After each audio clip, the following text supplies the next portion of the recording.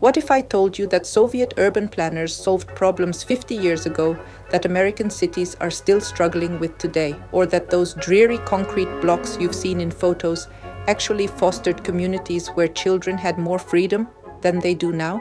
Plus, this housing was accessible to almost everyone because it was built on such a massive scale. Imagine never sitting in traffic, letting your 7-year-old walk to school alone safely, and living in a place where loneliness isn't an epidemic. Sounds like a futuristic utopia, doesn't it? It existed behind the Iron Curtain, and today we'll explore why. On the left, a typical American suburb with scattered houses where you need a car just to buy milk. On the right, a Soviet micro-district where everything from schools to clinics was within a 15-minute walk. One design isolates people in private boxes.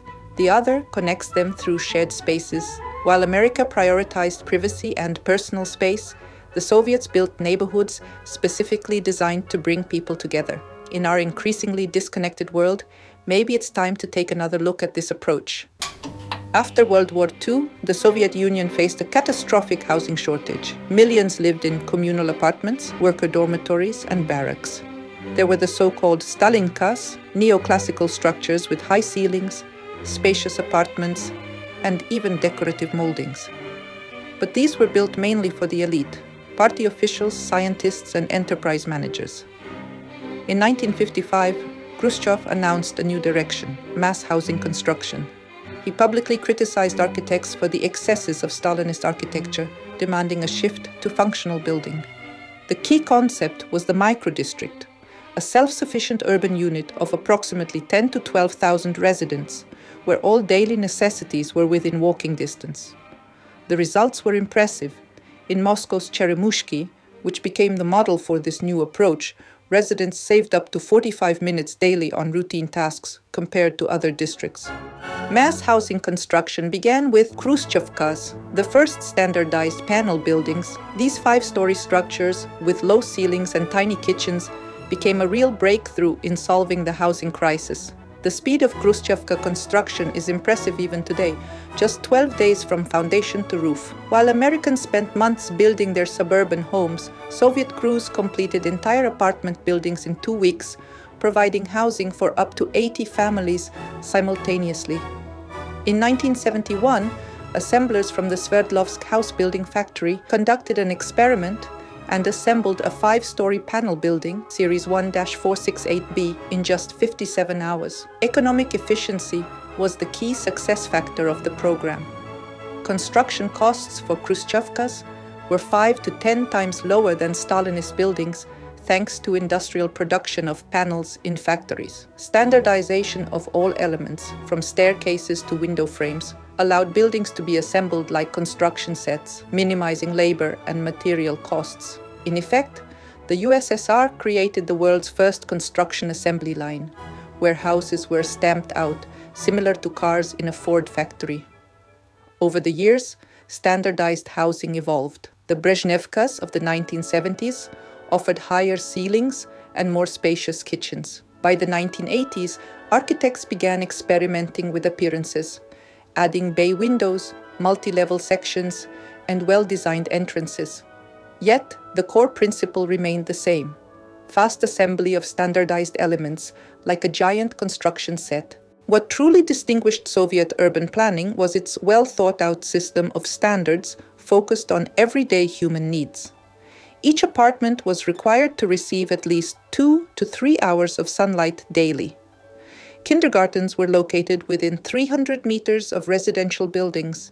Schools were situated no further than 500 meters away, and medical clinics were established within 1 kilometer of homes. Special attention was paid to children's safety. Their routes were designed to go from home to school without crossing major roads. In the famous micro-districts of Lakhta in Leningrad and New Cheremushki in Moscow, elementary school children independently traveled to school at just 7 to 8 years old. An impossible situation for most American suburbs even today. Of course, these standards sometimes led to unintended consequences. For example, poplar trees were planted en masse to quickly add greenery to new districts.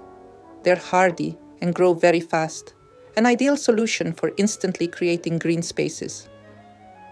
But architects overlooked one crucial detail. Each year, poplars produce such quantities of fluff that some microdistricts literally drowned in white tufts. Children delighted in this summer snow, but janitors desperately fought the drifts, allergy sufferers struggled, and firefighters recorded a spike in fires due to the highly flammable fluff. Soviet urban planning created not just housing developments, but complete social ecosystems. Unlike Western models, where personal space was the priority, here architecture deliberately fostered strong neighborhood connections. Courtyards became genuine centers of community life. Children of different ages played together, elderly people chatted on benches, and young people gathered at sports grounds. A unique system of informal social supervision emerged. Children were watched over not just by their parents, but by the entire courtyard community. A particularly important aspect of the Soviet model was social integration. Families with completely different social standings could live in the same building. An engineer, doctor, factory worker, teacher, military officer. This naturally prevented the formation of social ghettos and class segregation. According to Soviet sociologists of the 1970s, microdistrict residents knew an average of 30 to 40 neighbors by face and name. This sharply contrasts with modern urban living, where studies show that today's city dwellers typically know fewer than 2 neighbors by name. In some suburban communities, meaningful interaction with neighbors has declined to almost nothing. Behind the progressive ideas of Soviet urban planning lurked problems that people today recall with nostalgic smiles, but which seriously affected quality of life. Built for centuries, but needs repairs every year, this folk wisdom accurately described construction quality. In winter, residents insulated windows with cotton and newspapers to escape drafts, while in spring they placed buckets to catch drips from leaking ceilings. Aesthetic monotony created a dreary urban environment. Endless rows of identical grey boxes formed depressing landscapes. Residents often couldn't find their building among identical structures, a problem that became the premise for the cult film The Irony of Fate. The average apartment for a family of 3 was just 43 to 45 square meters, turning family life into an art of compromise. Parents waited for children to fall asleep to have private conversations. Teenagers dreamed of personal space. Homework was often done in the kitchen, accompanied by sizzling pans. To these challenges, Soviet people typically responded, cramped but not offended.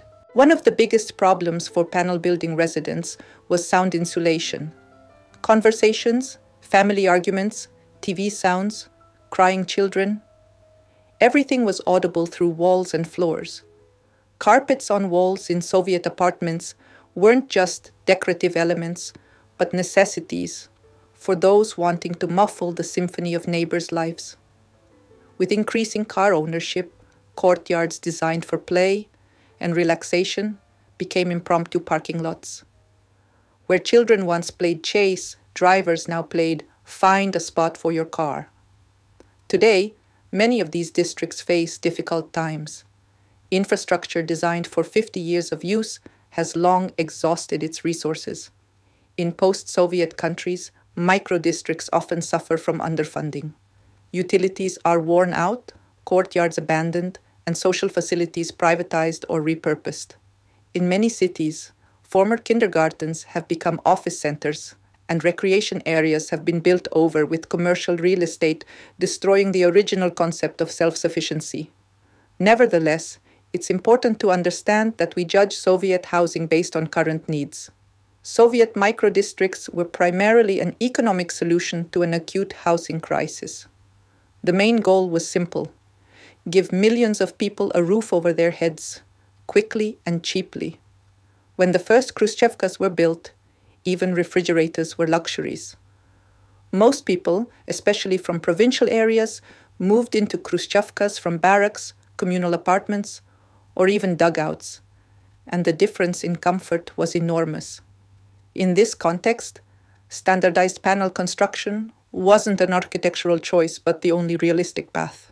What makes the Soviet experience truly valuable is that even under severe economic constraints, urban planners didn't forget about creating a holistic environment. They understood that a city isn't just a collection of buildings, but a complex social ecosystem.